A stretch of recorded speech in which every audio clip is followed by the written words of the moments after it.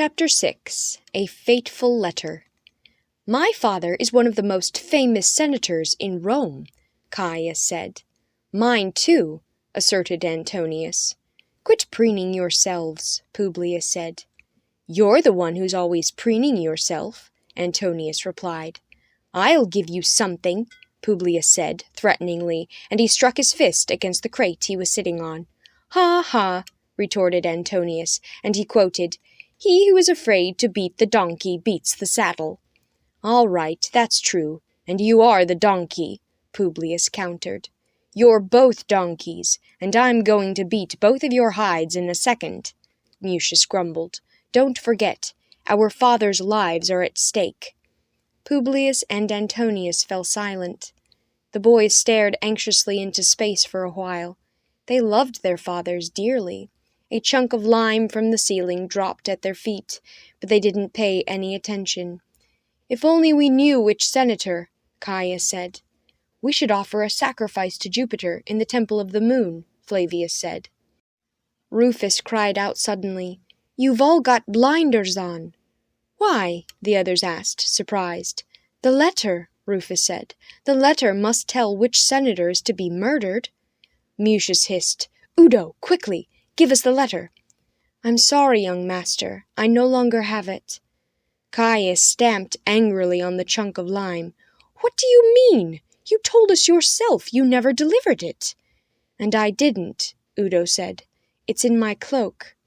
"Then go and get your cloak at once," Mucius commanded. Udo sighed. "I'd like to do that, but the cloak is in some cellar where I slept last night, and I don't have the faintest idea which cellar it is." "By all the Furies, why not?" Mucius moaned. "Well, it still was pitch dark when I escaped from the cemetery," Udo said. "I ran through narrow, twisting alleys, up hills and down, and finally got hopelessly lost. I was tired, so I stole down some stone steps into a cellar and lay down to sleep behind a couple of barrels. The floor was like a rock, so I took off my cloak, rolled it up, and put it under my head. In the early morning I got a rude awakening. A woman hit me on the head with a broom. 'Help! Murder! Thief!' she shrieked. I started running again, and in the scramble left the cloak. I tore blindly around lots of corners. The last one turned out to be my undoing. I bounded into a group of drunken gladiators. They surrounded me and demanded to know who I was and what my name was. I just told them my name was Udo, and then kept my mouth closed. They searched me for money. They didn't find any. Any money was in my cloak, too. They were so angry that they wanted to beat me. Luckily, one of them had a better idea. 'If we beat the lout, afterward he won't be worth a copper,' he said. 'Let's sell him as a slave, so at least we'll get something out of him.' That's what they did, all right, dragging me off to Callan. They got 100 sesterces for me, which I consider quite cheap." Udo smiled, but the gladiators went away highly pleased. "What a gouger, this Callan," Julius said, "and he fleeced us for 450. "That's not much for me either," Udo said, still smiling. "Perhaps the ex-gladiator who attacked you in the forum just now was one of the conspirators?" Mucius said. "That may be. He was wearing a wooden sword, and so was the Hercules at the cemetery. What I don't understand is how he knew I was at Callan's." "Very simple," Julius said. "As a former gladiator, he has a lot of friends among them. One started boasting about their having sold Callan a young Gaul named Udo." "None of your talk does us any good," Mucius said. "The conspirators themselves still don't know who they're supposed to kill. They're waiting for the letter." "Udo," Publius said, "didn't you read the letter?" "I wouldn't have dared, young master. The letter was sealed." "That wouldn't have bothered me," Antonius said. "The fact that Udo didn't deliver the letter is a gift from the gods," Rufus said. "Unfortunately, the gift from the gods is short-lived," Udo said. "My master, the famed General Polino, is coming to Rome himself in 3 days. Then the conspirators will learn from him whom they're supposed to kill." "Then what was the point of sending you with the letter ahead of time?"